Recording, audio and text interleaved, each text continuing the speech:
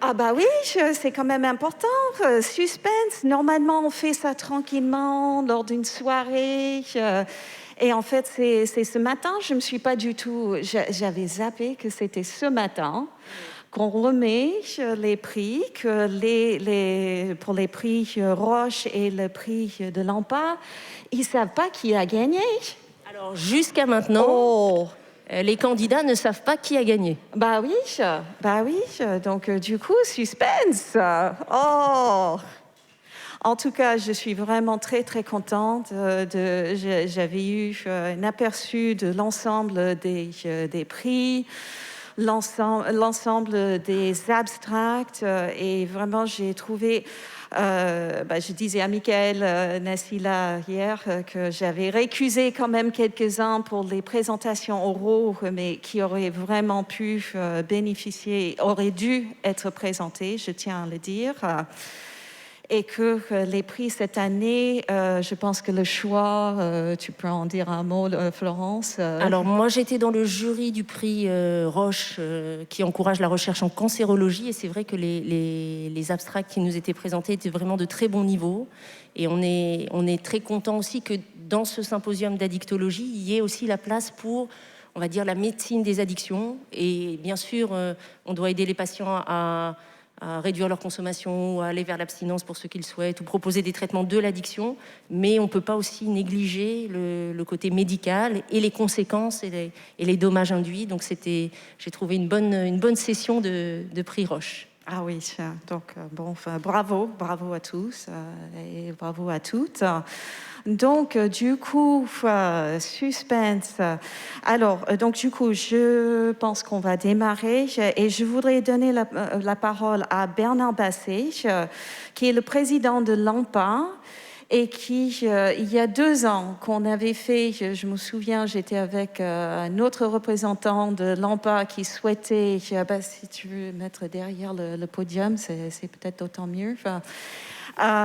Donc, du coup, pour ce prix et ce partenariat dont on est vraiment ravis, et on a eu 4 lauréats vraiment de grande qualité. Bernard.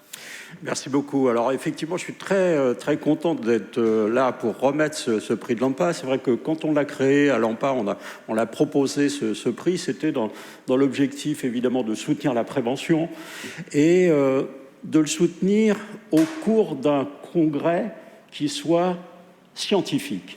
C'est-à-dire de ne pas être simplement dans une option militante de bonne volonté, de dire il faut, etc., mais de soutenir une recherche en prévention qui soit rigoureuse, basée sur des preuves, qui puisse être présentée dans des congrès scientifiques. Et donc, c'est l'objet de notre démarche. Et je suis très content qu'aujourd'hui, pour la 2e année, il y a eu beaucoup plus de postulants pour ce prix de la prévention en addictologie. Et je sais que les candidats, les nominés, en tout cas, j'en connais certains, sont d'excellente qualité. J'ai évidemment pas du tout participé à l'attribution des prix, hein. C'est un jury indépendant, mais je tiens à féliciter tous ceux qui ont postulé, et puis particulièrement les nominés qui vont présenter leurs travaux, et on saura qui a gagné le prix de l'AMPA. En tout cas, je suis très heureux que ça ait suscité autant d'enthousiasme cette année. Merci Bernard. Merci. Alors, donc, pour le prix d'AMPA, j'appelle Virgile Clerget-Duval, qui est de l'équipe Fernand Vidal, et qui a fait un travail sur l'acide ascorbique et sa carence, et les déficits cognitifs lors de la cessation alcool. D'accord, ok. Alors, donc, oui, on va gagner du temps. Donc, Virgile Clerget-Duval, Bérénice Doré, sur l'estrade, qui a fait un travail sur les troubles du spectre de l'alcoolisation fœtale. Romain Gomet, qui a fait un travail sur un programme d'HDJ de réduction des risques. Et Anna Millot, qui a fait évolution de la loi Evin en France. Donc, Virgile, Alors, on vous laisse chacun 1 ou 2 minutes pour présenter vos travaux et puis on annoncera le gagnant qui a été déjà élu. Voilà. Bonjour, merci. Donc, je suis Virginie Claire-Duval, je suis chef de clinique à Fernand Vidal à Paris. Je voudrais remercier les organisateurs pour ce congrès et le jury pour nous avoir nommés. Donc, notre travail porte sur la vitamine C chez les patients qui ont un trouble de l'usage de l'alcool et qui sont hospitalisés en sevrage. On se posait la question de leur état nutritionnel et des liens avec les troubles cognitifs. Ce qu'on a montré sur une série de 96 patients hospitalisés à Fernand Vidal, c'est qu'un quart d'entre eux avaient des taux de vitamine C compatibles avec un scorbut et seulement 1 sur 2 avait un taux normal. La fréquence des taux de scorbut était plus importante chez les hommes, chez les patients précaires socialement, notamment ceux vivant en rue, et chez les patients qui avaient une cirrhose compensée, les patients avec une cirrhose décompensée en étant exclus. Mais ce qui nous a surtout très intéressé, c'est le lien, l'association statistique qu'on a trouvée avec le score du MoCA et donc les troubles cognitifs, à savoir que les patients qui avaient un taux bas de vitamine C avaient des scores au MoCA les plus bas, et ce en ajustant sur d'autres cofacteurs impliqués. Donc c'est qu'une analyse d'association et on souhaite poursuivre avec des analyses de causalité, notamment l'intérêt éventuel d'une supplémentation. Mais dès à présent, en fait, ces travaux montrent que l'état nutritionnel des patients en sevrage d'alcool est altéré, qu'il faut se poser la question du scorbut, dont la clinique est assez peu spécifique. Et qu'il faut aussi se poser la question du coup de l'état nutritionnel dans la remédiation cognitive. Merci. Merci Virginie. Ensuite, Bérénice Doré de La Réunion. Donc, bonjour à tous, donc, je suis Bérénice Doré, donc, je suis professeure de génétique au CHU de La Réunion et je suis directrice du centre ressources EDCAF. EDCAF, c'est l'ensemble des troubles causés par l'alcoolisation fœtale. Donc à ce titre, je tiens à remercier l'ensemble des organisateurs, Amine Benyamina et l'AMPA, de me permettre d'en parler encore cette année. Vous le savez, La Réunion, elle paie un lourd tribut à l'alcool et également en termes de troubles du spectre de l'alcoolisation fœtale, puisque Santé publique France nous avait placé en première position en termes de prévalence il y a 2 ans. Mais La Réunion, clairement, elle se mobilise avec un plan SAF qui a été déployé en 2016 grâce au financement de l'AMILDECA et surtout de l'ARS de La Réunion, grâce également à la Fondation Père Favron qui est du médico-social, le CHU et également accompagné par l'AMPA. Alors ce plan SAF, c'est un centre ressources que je dirige, qui a permis, on va dire, en l'espace de 2 ans, d'informer le grand public, de former les professionnels de la santé, du médico-social, du social, de l'éducation nationale, de la justice, et on continue à le faire. L'objectif étant qu'on ait un background de connaissances commun pour repérer ces familles. Donc ces familles, on les repère, on les suit et on essaye d'organiser la prise en charge. Là-dedans, il y a, et c'était l'objectif de mon poster, un nouvel acteur qui est le centre diagnostic. Le centre diagnostic, il est au CHU. Son objectif, c'est pouvoir, pour les enfants repérés comme suspects de TCAF, faire le diagnostic. Donc ce centre diagnostic, il a 3 ans. Il a permis à ce jour de diagnostiquer de façon formelle plus de 150 enfants. Et sur le poster, à partir de 53 enfants, on a réduit à cause du Covid. Mais on a montré que 98% des enfants qui avaient été adressés donc, par nos collègues au centre diagnostic avaient bien un TSAF, que c'était à peu près un tiers de SAF complet, un tiers de SAF partiel, un tiers de troubles neurodéveloppementaux liés à l'alcool, donc des enfants qui n'ont pas de signes physiques. Donc eux aussi, on arrive à les repérer et à les diagnostiquer. Le but est que parmi ces enfants, on en avait à peu près 50 qui avaient un déficit cognitif. Les autres n'ont pas de déficit cognitif, mais des troubles importants d'apprentissage, des troubles des fonctions exécutives, un TDAH dans 80%, une dysrégulation émotionnelle dans 50%. Donc notre centre diagnostic, je veux dire, il fonctionne et il fait vraiment partie de la stratégie. Le problème, et je terminerai par là, c'est que ce centre, actuellement, des centres de ressources sur le SAF en France, il y en a 2, l'Aquitaine et nous. Le centre diagnostic, il y en a un seul à La Réunion. Il y avait une équipe, à Paris, à Robert Debré, dirigée par David Germano. Elle est actuellement en cours de démantèlement. C'est absolument inacceptable. Donc il faut qu'on se mobilise absolument par rapport à ça. Nous, on travaille à La Réunion, mais on est à 10 000 km de la métropole. On doit avancer ensemble. On a beaucoup déjà travaillé ensemble. Ça doit continuer pour ces familles qui n'ont pas la parole, pour ces familles qui sont muettes, parce que souvent elles sont dans la honte. Donc comptez bien sur moi-même, sur Catherine Metelski, qui est la présidente de l'association Vivre avec le SAF et qui est parmi nous, pour leur donner la parole. Ça doit absolument continuer. Merci beaucoup et merci vraiment pour cette nomination. Merci à vous. Alors, Romain Gomet de l'équipe de Créteil. Bonjour à tous. Je remercie déjà ceux qui sont présents si tôt le matin, même s'ils ne sont pas très nombreux. Je remercie le Congrès, évidemment, l'AMPA pour ce prix. Donc moi, je suis le docteur Gomet, je suis responsable d'un hôpital de jour à Créteil, et donc je vais vous parler d'hôpital de jour. Comme tout le monde le sait ici, les impacts somatiques et sociaux de l'alcool, ils sont très lourds en France. Ils font de la lutte contre le mésusage un véritable enjeu de santé publique.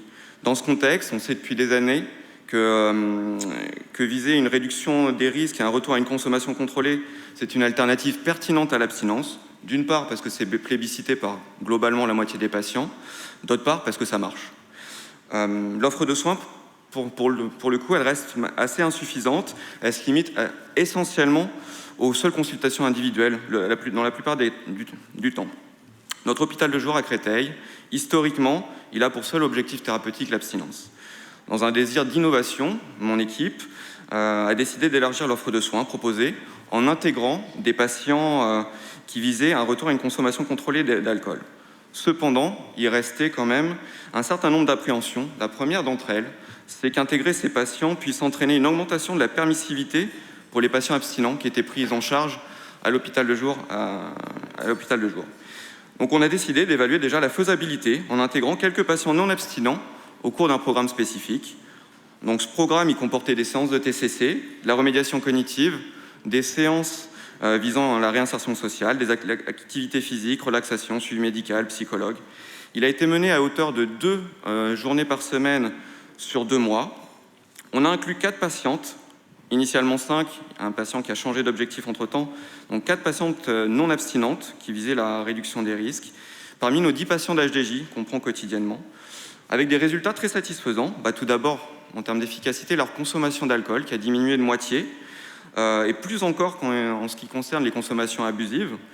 Et ça a permis à 2 d'entre elles de passer sous les seuils de moindre risque, ce qui est très satisfaisant sur le plan somatique. La satisfaction globale, elle était très bonne, des patients, mais aussi des soignants. Et concernant les appréhensions suscitées, nous n'avons observé aucun impact négatif sur nos autres patients, les patients qui visent l'abstinence. Donc ces résultats, ils sont très encourageants, ils nous ont amenés à poursuivre dans cette voie. Et donc désormais, on prend en charge aussi bien des patients avec des objectifs non abstinents qu'abstinents. Merci bien. Merci beaucoup, Romain. Alors, et enfin, Anna Millot, l'équipe de Rennes. Donc, bonjour à tous, je suis Anna Millot, je suis doctorante en marketing social à l'École des hautes études en santé publique à Rennes. Et donc, je suis ravie de vous présenter donc, aujourd'hui, au nom de l'ensemble de l'équipe pluridisciplinaire de chercheurs français et britanniques, notre travail de recherche qui consistait à analyser les stratégies de lobbying et les arguments utilisés par l'industrie de l'alcool en France qui ont permis d'affaiblir la loi Evin. Donc, la loi Evin a été adoptée en 1991. Concernant la régulation du marketing, elle comportait 3 mesures phares. L'interdiction de la publicité dans les médias qui ciblent directement les jeunes, tels que la télévision, l'encadrement strict du contenu des publicités dans les supports qui sont autorisés, et enfin l'obligation de l'apport de la mention « l'abus d'alcool est dangereux pour la santé » sur toutes les publicités alcool en France. Depuis 1991, on se rend compte qu'il y a eu des assouplissements successifs de la loi Evin suite à un intense lobbying de l'industrie de l'alcool, tel que par exemple l'autorisation de la publicité sur Internet, bien que ce soit un média qui soit plébiscité par les jeunes. Donc pour comprendre tous ces différents assouplissements, donc nous avons mené donc, une recherche narrative en interrogeant 18 leaders d'opinion majeurs en France, tels que 2 anciens ministres de la Santé. Il y a eu plusieurs recherches à l'international qui se sont intéressées à ces stratégies de lobbying pour contre la régulation du marketing, et il n'y a aucune étude en France qui n'avait été réalisée jusqu'à présent. Donc notre étude comble un réel manque de recherche sur ce sujet en France. Et donc finalement, en confrontant nos résultats à la littérature existante et notamment à des modèles d'analyse des stratégies de lobbying des industriels, on se rend compte d'une part que certaines stratégies et arguments sont similaires à ceux déjà identifiés, mais néanmoins, il existe des stratégies, des arguments qui émergent du contexte français, tels que la mise en avant de la viticulture et son intégration au sein d'instances décisionnelles, telles que le gouvernement ou le Parlement, la création d'alliances entre industriels et parlementaires, notamment ceux issus de régions viticoles, et enfin l'existence de nombreux contournements de la loi E20. Finalement, ces spécificités elles peuvent s'expliquer d'une part de la longue histoire de la loi E20, puisque cette loi a bientôt 30 ans, et d'autre part du poids économique et culturel qui est important en France, accordé à l'alcool et notamment au vin. Donc finalement, c'est fondamental d'étudier ces questions-là pour plusieurs raisons. Tout d'abord, ça permet d'enrichir la littérature existante en apportant des nouveaux éclairages sur ces stratégies et ces arguments finalement sur le long terme, donc pendant 30 ans. Et c'est utile, d'autre part, pour les acteurs de santé publique au niveau national, pour pouvoir contrer ces stratégies et ces arguments, mais également pour d'autres pays qui souhaitent mettre en place des stratégies similaires afin d'être prêts à faire face à ces différentes difficultés. Et je vous remercie pour votre attention. Merci beaucoup. Merci. Alors Lisa, c'est toi qui as le plaisir d'annoncer le prix de l'AMPA. Alors Patrick, es-tu là? Patrick, allez, viens vite, parce que je voulais quand même... et Annie, est-ce que tu peux me passer le programme? Parce que je voulais quand même dire un remerciement très vite à notre juré, tout la flopée là. Parce que quand même, il faut lire tout ça, il faut choisir. Et donc, du coup, si vous avez les réclamations, quand même. Donc, du coup, je voudrais remercier très chaleureusement Patrick Bendimerad, ici présente, Mario Blaise et Florence Thibault pour leur travail acharné par rapport à tout ça. Alors, est-ce que tu sais qui a gagné? Non, pas du tout. Est-ce que tu veux dire un mot sur les prix quand même? Oui, merci Lisa. Je voulais dire que c'était déjà beaucoup de travail de lecture, que c'était très très intéressant et que c'est beaucoup de thèmes très excitants, très intéressants, très novateurs. Et du coup, c'est toujours un déchirement de se dire qu'il va y avoir un choix. Mais c'est la règle du jeu. Voilà juste ce que je voulais dire. C'est vraiment très excitant de lire tous ces travaux. En tout cas, merci infiniment. Lisa, merci. Une petite erreur qui est très marrante. Patrick Bendemeran, il y en a un à La Rochelle, puis on en a un à Paris, évidemment. C'est Florence Thibault. Voilà, sur l'écran. Ah oui, ok. Bon, en tout cas, c'est bien. Tu avais doublement la possibilité de venir sur le plateau. Hein. Tout à fait. Merci. Donc, du coup, et l'heureuse gagnant pour cette année, le prix de l'AMPA va à Bérénice Doré. Voilà. Félicitations. Voilà. Félicitations. Félicitations.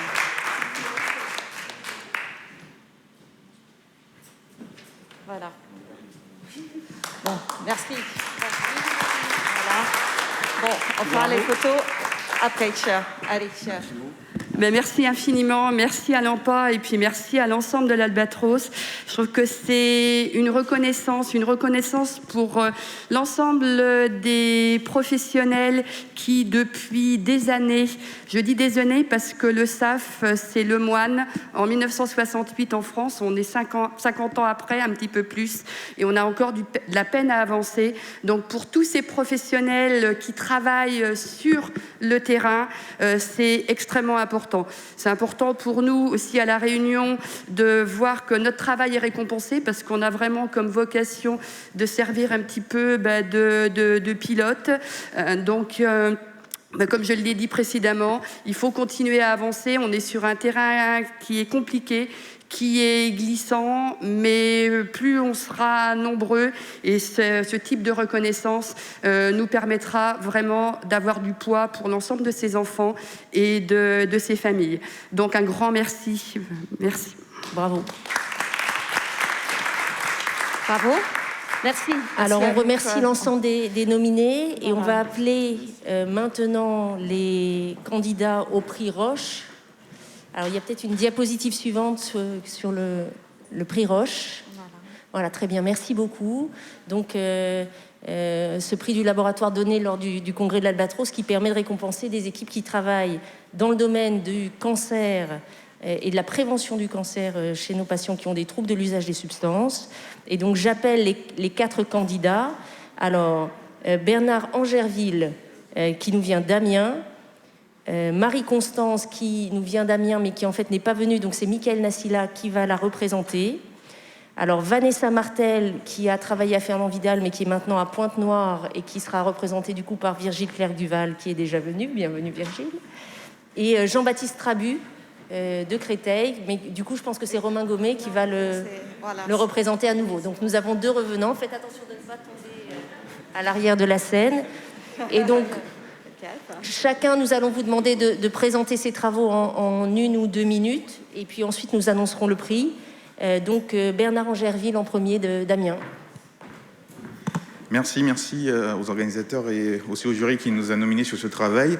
Alors je vais vous parler un petit peu rapidement de nos résultats sur la question de la prévalence des troubles cognitifs chez les patients qui souffrent de troubles d'usage liés à l'alcool et versus des patients cirrhotiques d'origine alcoolique. Alors nous savons que il y a une grande prévalence de ces troubles cognitifs chez les patients qui souffrent déjà de troubles d'usage liés à l'alcool, mais nous voulions investiguer justement l'implication de la présence ou non d'une cirrhose. Et donc dans une étude comparative monocentrique sur le CHU d'Amiens, menée en collaboration avec le service d'hépatogastro, nous avons pu mettre en évidence que les scores cognitifs à l'aide d'une échelle qui est peu connue, qui est de plus en plus connue, mais qui est encore des fois trop méconnue, qui est l'échelle Béarni, une échelle spécifique montée et créée par nos collègues de Caen, et que nous avons utilisé afin justement d'investiguer les troubles cognitifs dans une étude comparative. Et ce que nous avons pu mettre en évidence via les résultats, c'est que les troubles cognitifs, les scores cognitifs plutôt évalués grâce à l'échelle Béarni, étaient significativement plus faibles que chez les patients qui souffrent de troubles d'usage liés à l'alcool sans cirrhose. Donc on a pu mettre en évidence que c'est des patients qui avaient des altérations cognitives beaucoup plus importantes, et quand on s'est focalisé sur le groupe de patients cirrhotiques, on a pu stratifier qu'en réalité, que les patients qui avaient un score de Child C, qui est un état, une souffrance hépatique qui était assez importante, avaient des scores Béarni encore plus dégradés que ceux qui avaient un Child A ou B.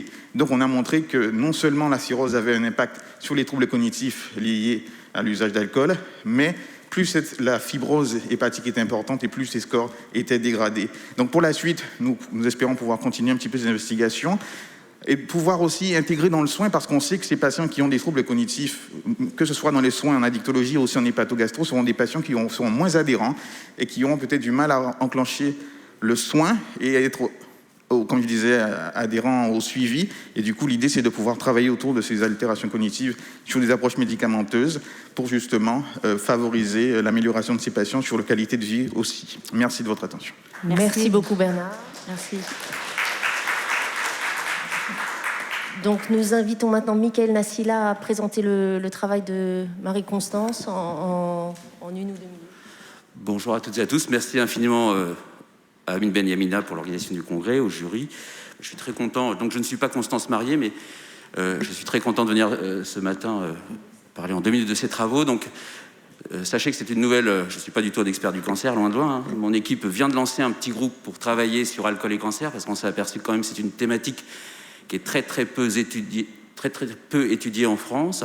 Et donc l'idée ici, c'était de répondre à une question simple. Il semble que l'agressivité de l'hépatocarcinome sur cirrhose alcoolique soit beaucoup plus agressif que les autres causes d'hépatocarcinome. Et donc on a monté un modèle cellulaire de différentes lignées de cellules d'hépatocarcinome, et on les a exposées de manière très chronique, 6 mois, c'est un petit peu nouveau également dans le champ, très chronique à l'alcool, dose croissante d'alcool, et on a regardé l'agressivité potentiellement induite par l'exposition chronique à l'alcool. Et effectivement, tous les indicateurs en termes de prolifération, de migration, montrent que l'exposition à l'alcool augmente le phénotype agressif. On a regardé également des marqueurs de différenciation en cellules souches cancéreuses, et l'alcool augmente l'expression de certains marqueurs de différenciation en cellules souches cancéreuses. Et la grande question qu'on se posait, c'est y a-t-il un bénéfice à l'arrêt de l'exposition à l'alcool? Et effectivement, tous nos résultats montrent que après quelques semaines de sevrage, tous les phénotypes, tous les marqueurs modifiés retournent à des niveaux contrôle après quelques semaines de sevrage. Donc ça, c'est vraiment une grande question. Et ensuite, on a regardé ce qui se passait au niveau de biopsie chez des patients qui avaient un hépatocarcinome d'origine alcoolique ou pas, et on s'est aperçu qu'on retrouvait donc l'expression de ces marqueurs de différenciation aux cellules cancéreuses chez les patients qui ont un hépatocarcinome d'origine alcoolique. Donc ça confirme un petit peu le modèle, et maintenant on est en train d'étudier plus en avant la physiopathologie et de faire plus d'études également chez l'homme pour voir un petit peu comment nos modèles peuvent permettre de s'intéresser par exemple à d'autres facteurs comme la résistance au traitement. Est-ce que l'alcool va modifier la résistance au traitement anticancéreux, etc. Donc je suis vraiment très content pour elle. Elle n'a pas pu venir parce qu'elle entend un heureux événement d'ici 4 à 6 semaines. Elle voulait absolument venir. Donc je suis très content qu'elle soit nominée. Et ça me conforte dans l'idée de poursuivre les travaux alcool-cancer dans mon unité. Et je voudrais féliciter aussi Bérénice Doré, vraiment, en tant que président de l'Institut français d'alcoolologie, si je peux aider. On va aider. J'ai bien entendu le message. Tu sais qu'on est avec toi, tous avec toi, mais on va y aller encore plus fort. Voilà, merci à tous. Merci beaucoup, Mickaël. Et donc, j'appelle maintenant Virgile Clerc-Duval qui va nous présenter les travaux de Vanessa Martel. Donc, bonjour à nouveau. Je suis très heureux de présenter les travaux de Vanessa Martel et du docteur Azuar également, de Fernand Vidal.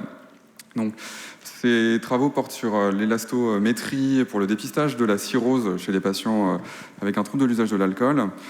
L'objectif, c'était de mieux caractériser les patients, d'évaluer les caractéristiques des patients qui présentent des fibroses sévères versus ceux qui présentent des cirrhoses, en fonction des nouveaux critères de cirrhose dans le cas de troubles de l'usage de l'alcool assez récents. Donc en fait, ça a consisté à reprendre plus d'un millier de consultations d'élastométrie chez les patients qui étaient passés pendant plusieurs années à Fernand Vidal. Et parmi ces patients, ils ont obtenu donc 157 patients qui ont été séparés en 2 groupes, les patients avec une cirrhose et les patients avec une fibrose sévère.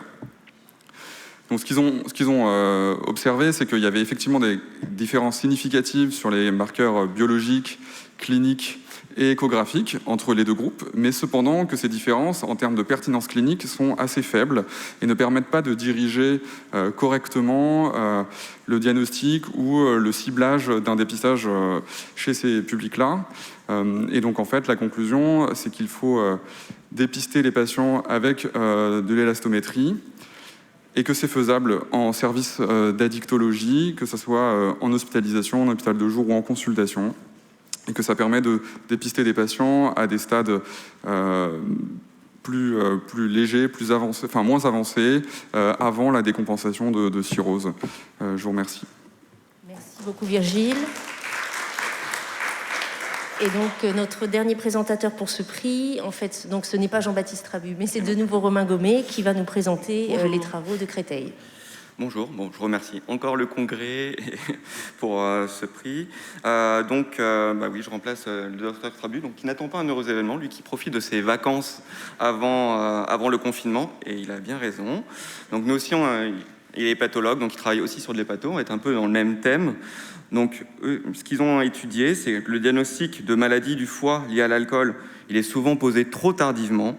Il existe des outils non invasifs fiables pour dépister les formes avancées, comme l'élastométrie hépatique, mais leur disponibilité, d'une part, elle est limitée, et en plus, l'interprétation des résultats, elle est difficile par les non-spécialistes. A contrario, un bilan hépatique standard est souvent réalisé chez les patients ayant un trouble lié à l'usage d'alcool, qui sont pris en charge, mais ses performances pour le dépistage des maladies hépatiques, il est assez mal connu. Donc le but de cette étude rétrospective, c'était d'évaluer les performances diagnostiques des examens hépatiques de routine pour le dépistage d'une maladie alcoolique du foie chez des patients qui étaient hospitalisés pour sevrage alcoolique. 400 patients ont été inclus dans 2 services d'addictologie. On a exclu tout ce qui était autre cause d'hépatopathie, comme les hépatites virales actives. Finalement, il y a 2 marqueurs qui ont montré de bonnes performances. C'est les gamma-GT et le FIB4. Alors pour ceux qui ne connaissent pas le FIB4, c'est une formule H fois azate divisé par racine carrée d'alate fois plaquette.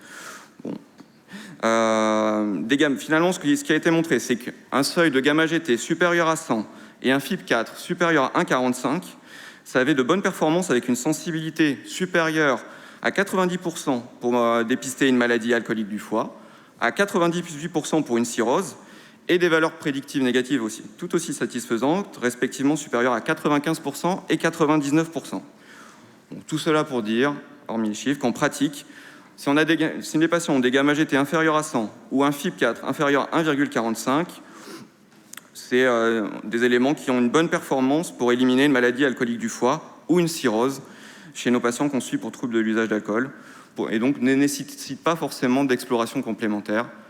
Si c'est supérieur à ces chiffres, il faut essayer d'organiser l'élastométrie, tous les examens complémentaires. Merci. Merci beaucoup Romain, merci à tous les quatre.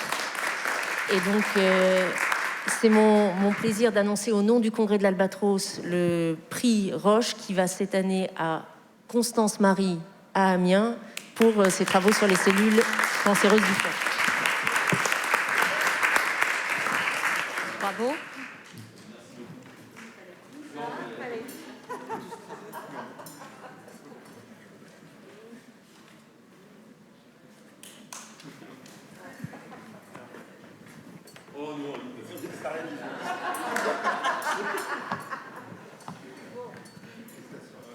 Alors, il nous reste 10 minutes pour le prix The Voice. Bah oui, on a... Passe tes petits papiers. Oh, merci, merci infiniment. Alors, est-ce que, donc, on va avoir les 6 candidats sur la strade et on va aller vite, s'il vous plaît.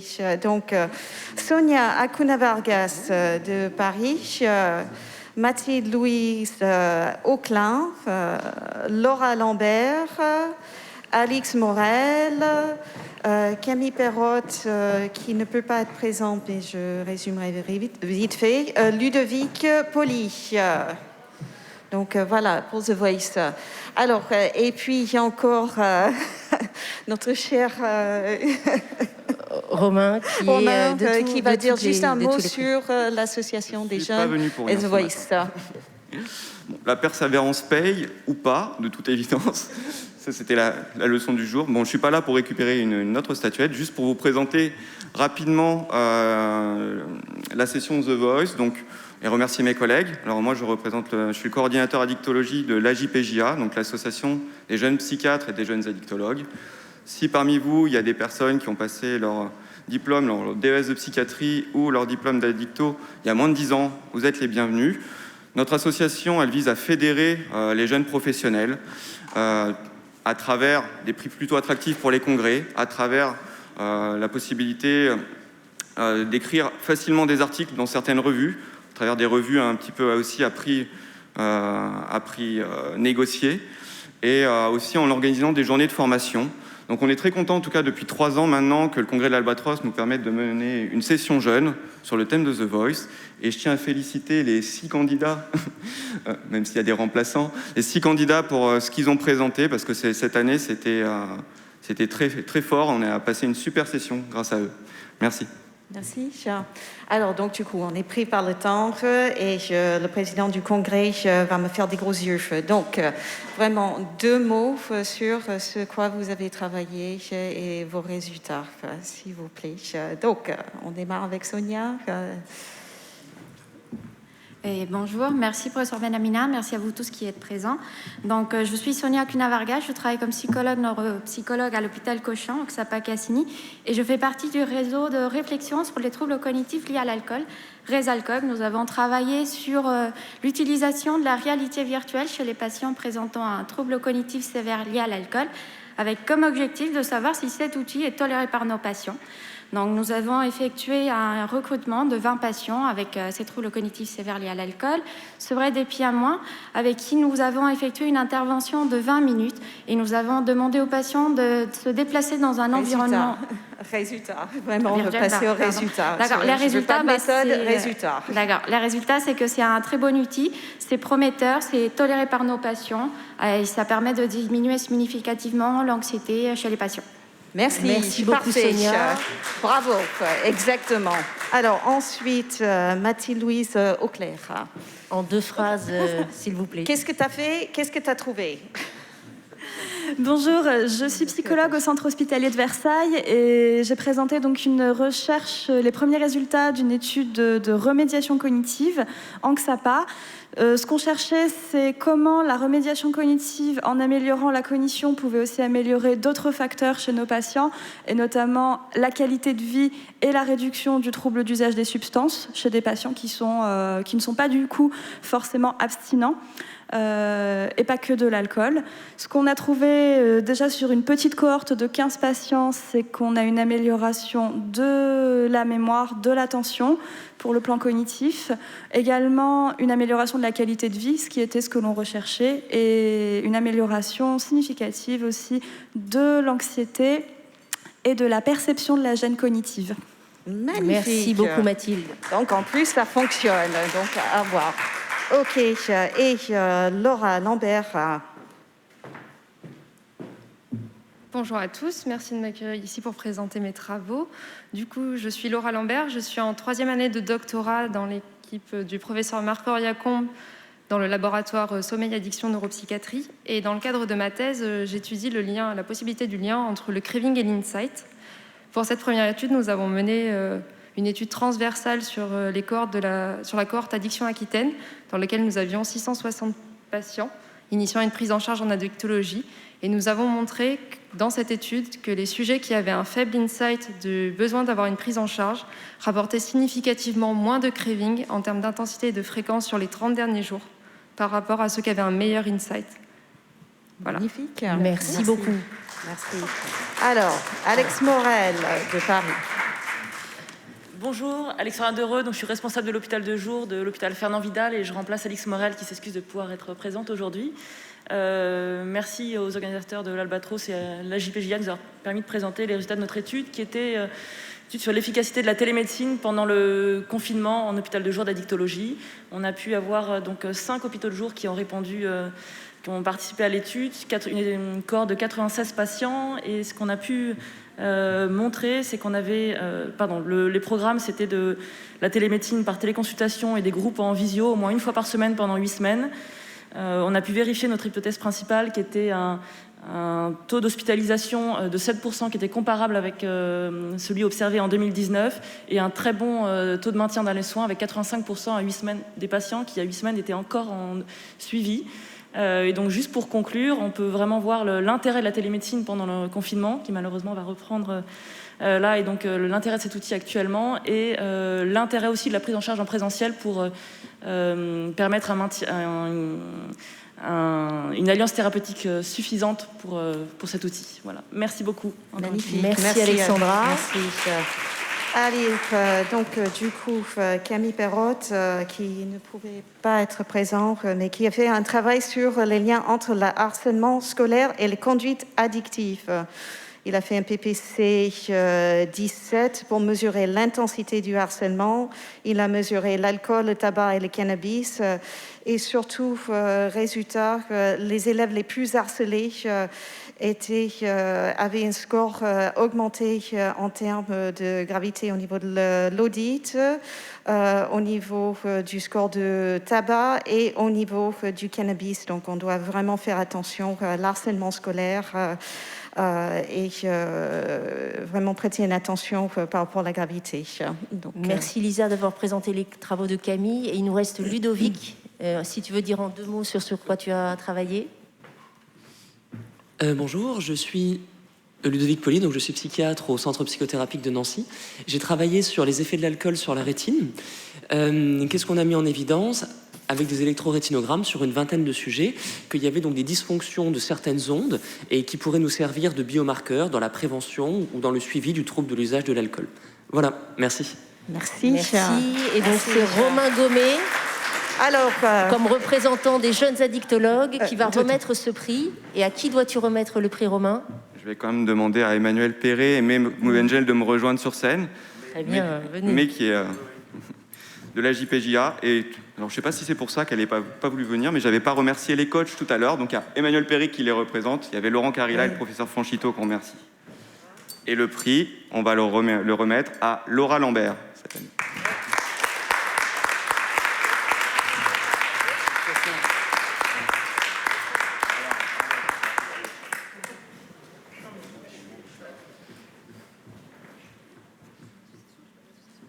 Laura Lambert, toutes nos félicitations d'avoir gagné ce prix The Voice de la voix de l'addiction. Spécial addictologue junior.